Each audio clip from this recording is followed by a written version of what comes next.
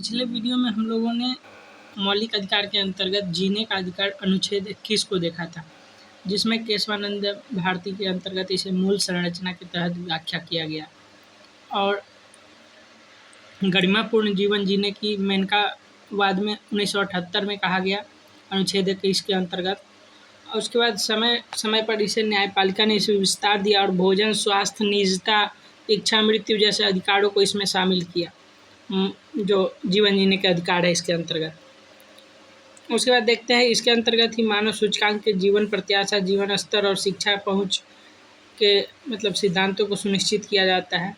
फिर global 100 index के अंतर्गत अल्प पोषण और चाइल्ड स्टंटिंग, जिसमें लंबाई कम हो जाती है पोषण की कमी के कारण, चाइल्ड वेस्टिंग यानी वजन का कम हो जाना, ये सभी जो समस्याएं हैं पोषण संबंधी उनसे निपटने का जो प्रयास है उसके द्वारा किया जाता है जीवन जीने के अधिकार के अंतर्गत अनुच्छेद 21 के अंतर्गत, जिसमें भोजन, स्वास्थ्य और निजता, इच्छा मृत्यु जैसे अधिकार को शामिल किया गया है। पहला अधिकार है भोजन के अधिकार। तो खाद्य सुरक्षा को स्थापित करने के लिए ये अधिकार दिया गया है। इसमें कम कीमत संभव कीमत पर किसी भी परिस्थिति में मांगी गई पोषण युक्त भोजन की उपलब्धता सुनिश्चित कराना इसका प्रावधान किया गया है। अनुच्छेद 47 में राज्य के निर्देश दिया गया है कि सुप्रीम कोर्ट द्वारा PUCL वाद के अंतर्गत 2001 में कि भोजन के अधिकार को मौलिक अधिकार के अंतर्गत स्थापित किया गया है। और ये भोजन का अधिकार है अनुच्छेद 47 द्वारा DPSP के अंतर्गत नीति निर्देशक तत्व के अंतर्गत राज्यों को निर्देश दिया गया है कि ये भोजन के अधिकार को सुनिश्चित कराया जाए ताकि भोजन की कमी से किसी जान माल की हानि ना हो। उसका इसमें क्या संबंधित चुनौतियां हैं, प्रयास देखते हैं इसमें क्या प्रयास। तो पब्लिक डिस्ट्रीब्यूशन सिस्टम PDS के माध्यम से 5 किलो अनाज जो मुफ्त भोजन के लिए दिया जाता है गाँवों में 80 करोड़ लोगों को। फिर NFSA को 2013 के द्वारा Poshan 2.0, mid day meal, one nation one ration card जैसे सुविधा, श्रेणी अन्य योजना जिसके द्वारा मोटे अनाजों की उपलब्धता सुनिश्चित की जाती है। ये सभी ऐसे प्रयास है जिसके द्वारा भोजन के अधिकार को सुनिश्चित किया जाता है, यानी इसमें भोजन संबंधी अधिकार को सुनिश्चित करने के लिए प्रयास किए जाते हैं। इसमें संबंधित चुनौतियां हैं कि अनाज की मात्रा कम मिलती है PDS के माध्यम से, या फिर ICMR के द्वारा प्रति व्यक्ति 11 किलो अनाज की आवश्यकता को दिया गया है, नियत किया गया है, लेकिन निर्धारित 11 किलो से बहुत कम अनाज मिलता है, अर्थात 5 kg अनाज मिलता है। तो इससे भी अनाज की उपलब्धता कम है, जिससे पोषण की कमी होती है। और उसमें भी भ्रष्टाचार आदि जो चुनौतियां हैं जिसके द्वारा भोजन के अधिकार को सुनिश्चित करने में कुछ समस्याएं आती है। फिर दूसरा अधिकार है स्वास्थ्य का अधिकार। स्वास्थ्य शारीरिक, मानसिक, बौद्धिक रूप से बेहतर महसूस कराने को स्वास्थ्य कहते हैं। यानी कोई व्यक्ति अगर स्वास्थ्य उसका अच्छा है तो शारीरिक, मानसिक और बौद्धिक तीनों रूप से बेहतर फील करेगा, बेहतर महसूस करेगा।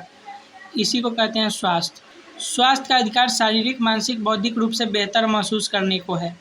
संवैधानिक प्रावधान क्या है? तो बुनियादी स्वास्थ्य सुविधा के लिए संविधान के विभिन्न अनुच्छेदों के प्रावधान किए गए हैं। अनुच्छेद 38 के अंतर्गत नागरिकों के लिए सुविधा का प्रावधान है, स्वास्थ्य सुविधा के। उसके बाद बुनियादी स्वास्थ्य सुविधा के अंतर्गत अनुच्छेद 38 के अंतर्गत नागरिकों को स्वास्थ्य सुविधा का अधिकार है। फिर अनुच्छेद 39 के F के अंतर्गत बच्चों को बेहतर स्वास्थ्य सुविधा का अधिकार है।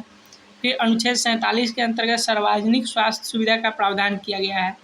फिर अनुच्छेद 21 के अंतर्गत बुनियादी स्वास्थ्य सुविधा का प्रावधान किया गया है, ताकि ये सभी जो बुनियादी स्वास्थ्य सुविधा को सुनिश्चित करे ताकि स्वास्थ्य संबंधी अधिकार समाज में पूरा किया जा सके, समाज को स्वास्थ्य संबंधी अधिकारों की पूर्ति की जा सके।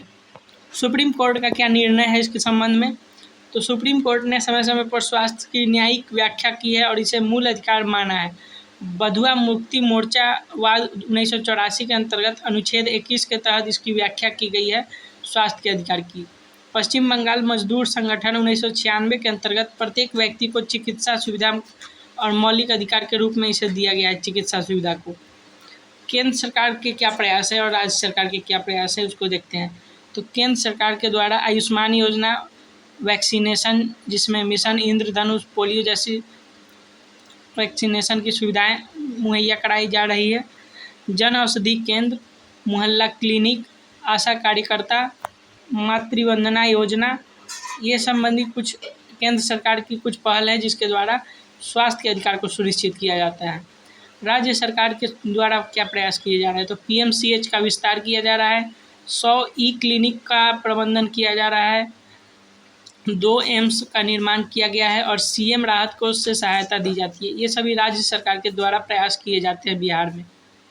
उसके बाद चुनौतियाँ क्या हैं, तो बुनियादी सुविधाएं कम है अस्पतालों में, डॉक्टर की भी कमी है, जन जागरूकता का अभाव है ताकि अपने स्वास्थ्य पर ध्यान दिया जा सके। जनता अपने स्वास्थ्य पर उतना अच्छा से ध्यान नहीं देती है। राजनैतिक इच्छा शक्ति की भी कमी है, अर्थात स्वास्थ्य के क्षेत्र में कम खर्च किया जाता है GDP का। उसके बाद एक अधिकार है इच्छा मृत्यु का अधिकार। इच्छा मृत्यु का अधिकार के अंतर्गत जब व्यक्ति गंभीर बीमारी से पीड़ित हो जाता है तो उसे वापस अगर लाना संभव नहीं है, उसे वापस स्वस्थ करना संभव नहीं है, तो उसे दर्द से छुटकारा देने हेतु इच्छा मृत्यु दी जा सकती है। इसको कॉमन कॉजवाद में दिया गया है अनुच्छेद 21 के तहत।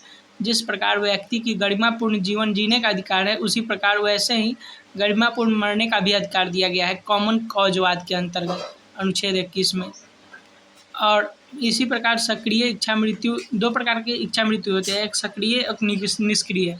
सक्रिय इच्छा मृत्यु के अंतर्गत इस प्रकार का मृत्यु जहर और इंजेक्शन देकर किया जाता है, जैसे USA और कई अन्य देशों में है, स्विट्जरलैंड, नीदरलैंड आदि में, जहाँ मतलब जहर देकर के मृत्यु कर दी जाती है। लेकिन निष्क्रिय इच्छा मृत्यु का तात्पर्य है अगर कोई व्यक्ति वेंटिलेशन पर है, ऐसी अवस्था में है जहाँ उसे दर्द हो रहा है ज़्यादा और कम दर्द में उसे मृत्यु दिया जा सकता है, तो और उसे मतलब वापस लाना संभव नहीं है, तो इस स्थिति में उसे वेंटिलेटर से हटा दिया जाता है, जिससे कि निष्क्रिय इच्छा मृत्यु, बिना दर्द के इच्छा मृत्यु दिया जा सकता है। तो ये इच्छा मृत्यु को सुनिश्चित करने का ये कुछ प्रावधान किए गए हैं। सुप्रीम कोर्ट ने पैसिव यूथेनेसिया यानी निष्क्रिय मृत्यु जो है, जिसमें वेंटिलेशन से हटाता नहीं है, बिना दर्द के मृत्यु देना, इसको स्वीकार किया है या स्वीकार करता है अपने देश में। फिर आता है निजता का अधिकार। निजता, राइट टू प्राइवेसी का अधिकार। व्यक्ति के निजी अनुमति के बिना उसकी जानकारी या सूचना को प्राप्त करना या प्रसारित करना, उस पर रोक है, उसको कहते हैं निजता का अधिकार। ये पुट्टू स्वामीवाद 2017 के अंतर्गत अनुच्छेद 21 के अंदर माना गया है। पक्ष में इसके क्या तर्क हैं, तो व्यक्ति की गरिमापूर्ण जीवन को स्थापित करता है, राज्य पर नियंत्रण लगाता है। विपक्ष में तर्क है कि सुरक्षा व्यवस्था को चुनौती देता है, क्योंकि अगर निजता के आधार पर कोई व्यक्ति कोई सूचना छुपा रहा है तो उससे सुरक्षा के संबंध में भी चुनौतियां उत्पन्न हो सकती हैं। फिर शिक्षा का अधिकार क्या है, तो शिक्षा के अधिकार के अंतर्गत प्रत्येक व्यक्ति को शिक्षा का अधिकार है, जो अनुच्छेद 45 के अंतर्गत 6 वर्ष से 14 वर्ष के बीच मुफ्त शिक्षा का अधिकार है। वाद है उन्नी कृष्णनवाद में शिक्षा का प्रावधान किया गया है। शिक्षा को मौलिक अधिकार के अंतर्गत माना गया है। उन्नी कृष्णनवाद 1993 के अंतर्गत। 86वां संविधान संशोधन 21A के तहत शिक्षा का अधिकार दिया गया है और राइट टू एजुकेशन 2009 के अंतर्गत। मौलिक कर्तव्य 11वां कर्तव्य में नेशनल एजुकेशन पॉलिसी को लाया गया है, मतलब नेशनल एजुकेशन पॉलिसी को लाया गया है, ये शिक्षा के अधिकार को सुनिश्चित करने के लिए। और मौलिक कर्तव्य के अंतर्गत 11वां कर्तव्य शिक्षा के अधिकार को सुनिश्चित करता है। तो इस प्रकार हम लोगों ने कुछ अधिकार देखे जो अनुच्छेद 21 के अंतर्गत जीवन जीने के अधिकार के अंतर्गत आता है, जिसमें भोजन का अधिकार, स्वास्थ्य का अधिकार, निजता का अधिकार और इच्छा मृत्यु का अधिकार को हम लोगों ने देखा। इसी में HDI यानी ह्यूमन डेवलपमेंट इंडेक्स और GHI ग्लोबल 100 इंडेक्स को देखा।